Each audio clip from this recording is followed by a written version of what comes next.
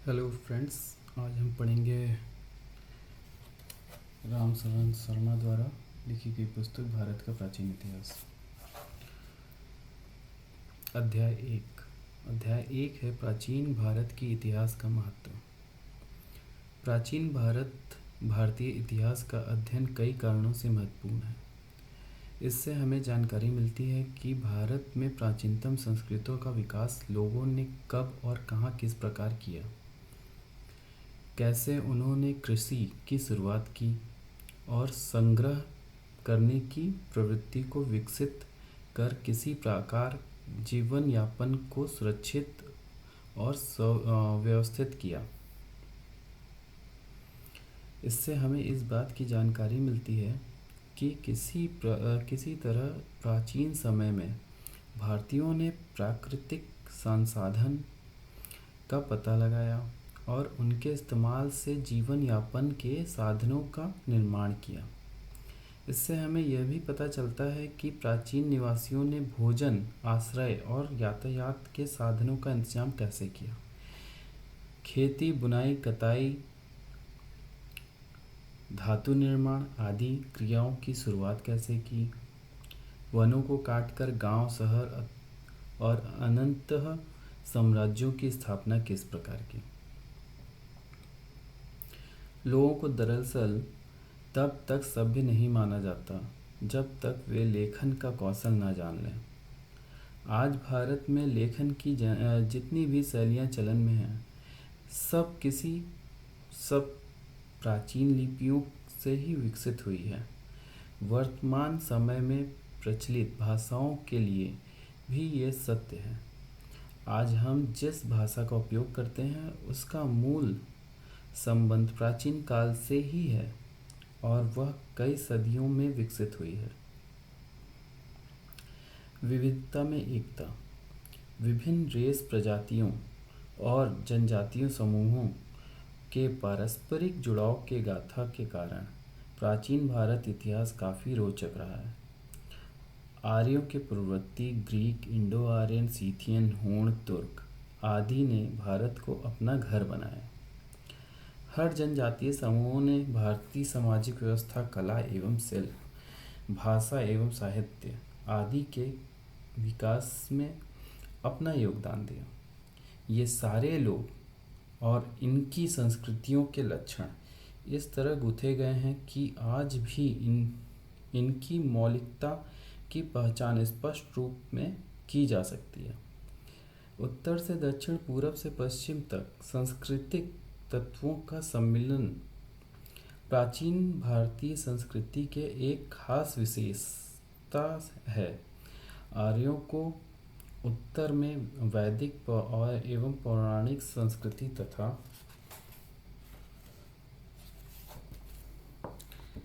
आर्यों से पहले की संस्कृति को दक्षिण के द्रविड़ एवं तमिल संस्कृतियों से जोड़कर देखा जाता है।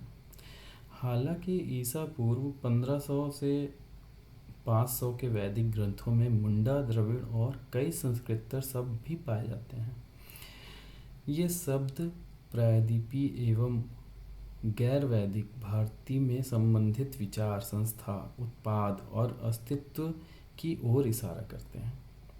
इसी तरह संगम साहित्य कहे जाने वाले प्राचीनतम तमिल ग्रंथों में पाली भाषा एवं संस्कृत के कई शब्द पाए जाते हैं जो ईसा पूर्व 300 से सन 600 तक प्रयोग किए जाते थे। यह भाषा गंगा के मैदानी में विकसित विचारों और संस्थाओं को दर्शाने वाली भाषा थी। आर्यों से पहले भी पूर्वी प्रदेशों में रहने वाले जनजातियों ने इस दिशा में अपने महत्वपूर्ण योगदान दिए हैं। इस क्षेत्र के लोग मुंडा या कोलारियन भाषा बोलते थे। इंडो आर्यन भाषा में प्रयुक्त कपास, नौकायान, खुदाई, दंडा इत्यादि जैसे शब्दों का भाषाविदों में मूलतः मुंडा भाषा से लिया गया है। हालांकि छोटा नागपुर के पठारों में मुंडा के कई क्षेत्र हैं, लेकिन मुंडा संस्कृति के अवशेष इंडो आर्यन संस्कृति में प्रचुर मात्रा में विद्यमान है। इंडो आर्यन भाषा में कई द्रविड़ शब्द भी पाए जाते हैं। ऐसा माना जाता है कि वैदिक भाषा की ध्वनियों एवं शब्दों की जितनी व्याख्या मुंडा संस्कृति प्रभाव के आधार पर की जा सकती है, उतने ही द्रविड़ संस्कृति के प्रभाव के आधार पर भी की जा सकती है। प्राचीन काल से भी भारत कई धर्मों की भूमि रहा है। प्राचीन भारत में ब्राह्मण या हिंदू धर्म, जैन और बौद्ध धर्म का जन्म हुआ, किंतु इन सभी धर्मों संस्कृतियों ने आपस में सामंजस्य और संवाद स्थापित किया। भारतवासी बेशक भिन्न भिन्न भाषा, धर्म और सामाजिक रीति रिवाजों को मानते हों, लेकिन उनकी नियति, जीवन शैली समान है। हमारा देश विविधताओं के बावजूद अपनी अनिवार्यता, गहरी एकता को दर्शाता है। यहाँ अतीत काल में लोगों ने एकता के लिए संघर्ष किया। भारतीय प्रायद्वीप भौगोलिक रूप से भली भांति सुपरिभाषित था और इसकी भौगोलिक एकता सांस्कृतिक समन्वय से परिपुष्ट थी। हालांकि इसके भीतर कई राज्य, भाषा, संस्कृति और समुदाय थे और धीरे धीरे लोगों ने प्रादेशिक पहचान विकसित की।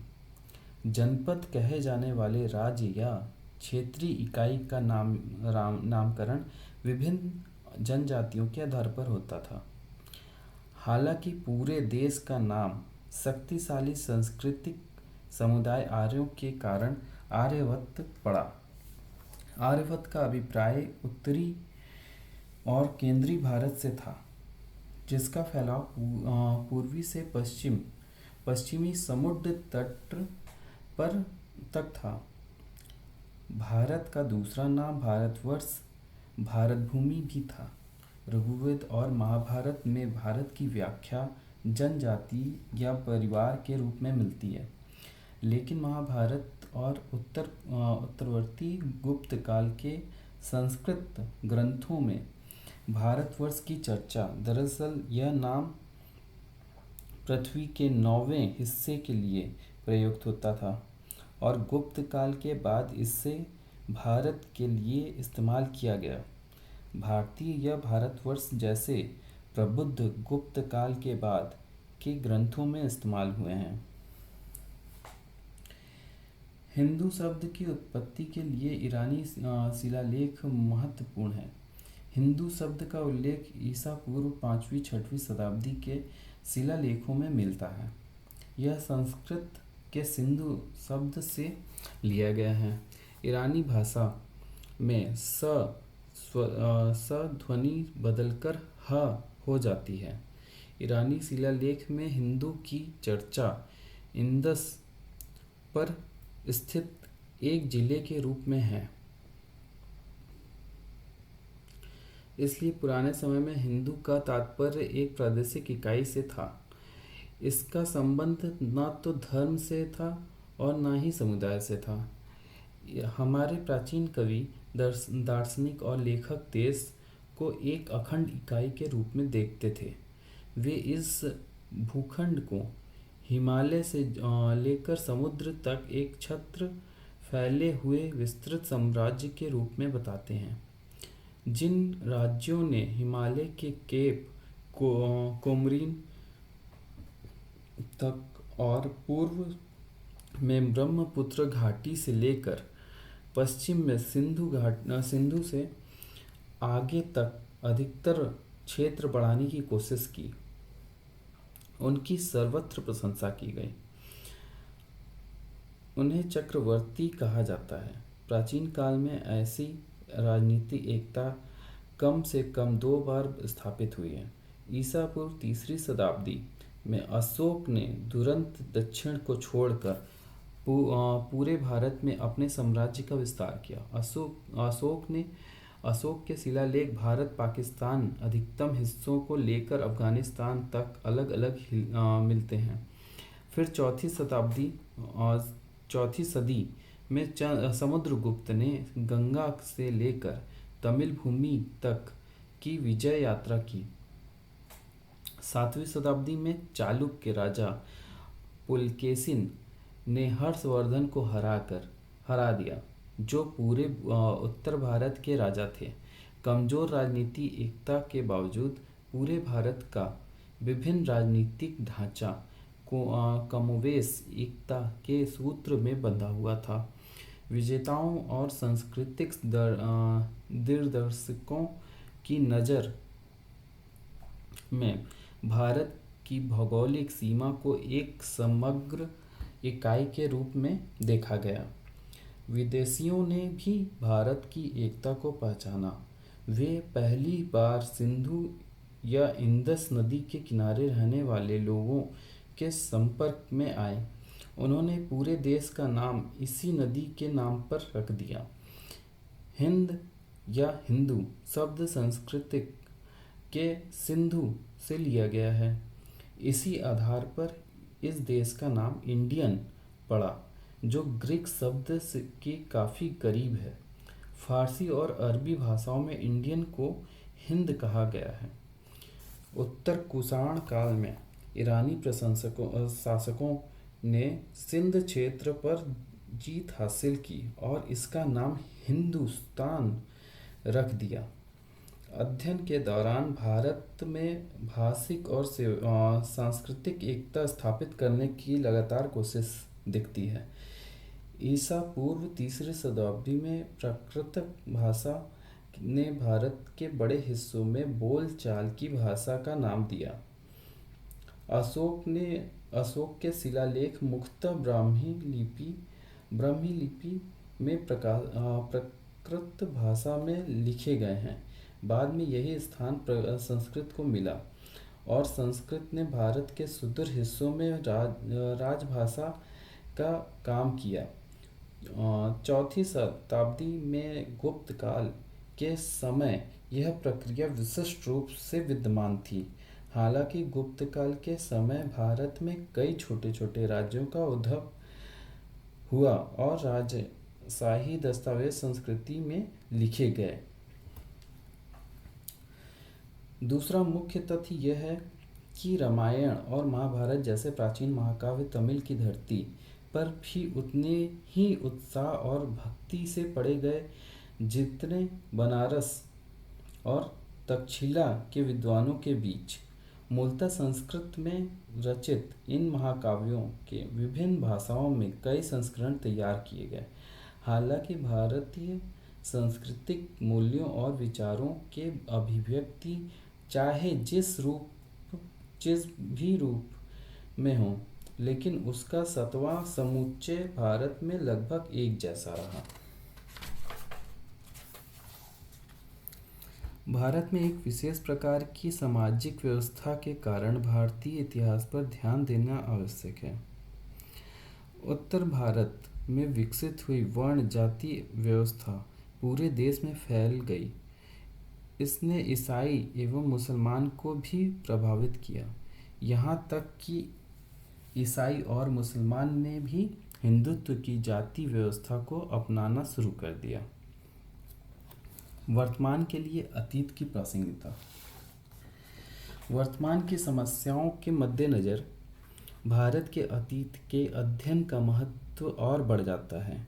कुछ लोग प्राचीन संस्कृति और सभ्यता को वापस से स्थापित करना चाहते हैं और वास्तुकला को संरक्षित करने का इसके प्रति सरोकार रखने से अलग बात है। वे प्राचीन समाज और संस्कृति की पुरानी व्यवस्था फिर से स्थापित करना चाहते हैं। इसके लिए अतीत की साफ और स्पष्ट समझदारी की अपेक्षा है। इसमें कोई शक नहीं है कि अतीत में लोगों ने विविध क्षेत्रों में उल्लेखनीय उन्नति की, लेकिन वर्तमान समय के आधुनिक विज्ञान और तकनीकी की बराबरी करने के लिए यह उन्नति ही पर्याप्त नहीं है। हम इस तथ्य की अनदेखी नहीं कर सकते कि प्राचीन भारतीय समाज एवं सामाजिक अन्याय भी प्रमुखता से विद्यमान था निचले तबके के लिए लोगों को, विशेषकर शूद्रों और अतिशूद्रों, अस्पृश्य को जिस तरह अक्षम बना दिया गया था, वह आधुनिक मस्तिष्क के लिए असहाय था। इसी तरह न्याय व्यवस्था और महिलाओं के साथ भेदभाव की प्रथा पुरुषों के पक्ष में काम करती थी। जीवन के पुराने तौर तरीके स्वाभाविक रूप से इन सभी असमानता को पुनर्जीवित और मजबूत करेंगे। प्राचीन काल में लोगों द्वारा प्रकृति एवं मनुष्य प्रदत्त आपदाओं पर विजय पाने की सफलता हमारे भीतर उम्मीद जगा रह सकती है और भविष्य के लिए हमें संबल दे सकती है। लेकिन अतीत के तरफ जाने के किसी भी प्रयास को होगा कि उस सामाजिक असमानता को बनाए रखना जिसे भारत पीड़ित रहा है। अतीत को समझने के लिए जरूरी है कि हम इन सारी चीज़ों को समझें। प्राचीन काल, मध्यकाल और उसके बाद के अवशेष हमारे वर्तमान में भी मौजूद हैं। पुराने मूल्य, मर्यादा, सामाजिक रीति रिवाजों एवं प्रथा हमारी चेतना में इतनी भीतर तक समाई हुई है कि उससे आसानी से छुटकारा नहीं मिल सकता। दुर्भाग्यवश से जीवन की यही बुराइयां व्यक्ति और समूचे देश के विकास को बाधित करती हैं और उपनिवेशक काल में इन्हें जानबूझकर थोपा गया है। अतीत की इन बुराइयों का जब तक उन्मूलन नहीं किया जा सकता, भारत बेहतर तरीके से विकास नहीं कर सकता। जाति व्यवस्था और अलगाववादी भारत के लोकतांत्रिक एकीकरण और विकास के लिए बाधक हैं। जातिगत भेदभाव एवं पूर्वाग्रहों के कारण शिक्षित लोग भी मानव श्रम का सम्मान नहीं कर पाते और यह सामान्य मामलों पर भी एकीकरण होने में बाधा पहुंचाता है। महिलाओं को मतदान का अधिकार बेशक दे दिया गया, लेकिन परंपरागत सामाजिक शोषण उन्हें समाज में अपनी उचित भूमिका निभाने में वंचित रखता है। समाज के निचले पायदान पर खड़े लोगों के जीवन का सच यही है। प्राचीन इतिहास का अध्ययन हमें इन दुराग्रहों की जोड़ को गहनता से जांचने परखने में मदद करता है और जाति व्यवस्था को बनाए रखने में महिलाओं को द्वितीय दर्जा देने, संकीर्ण धार्मिक अलगावों को बढ़ावा देने वालों कारणों को उजागर करता है। इसलिए प्राचीन भारत के अध्ययन में हमें न सिर्फ इसकी प्रासंगिकता का बोध होता है, बल्कि अतीत की वास्तविकता स्वभाव को समझने में भी सहायता मिलती है और एक राष्ट्र के रूप में भाषा के विकास के मार्ग में उपस्थित होने वाली असली बाधाओं की समझ बनती है।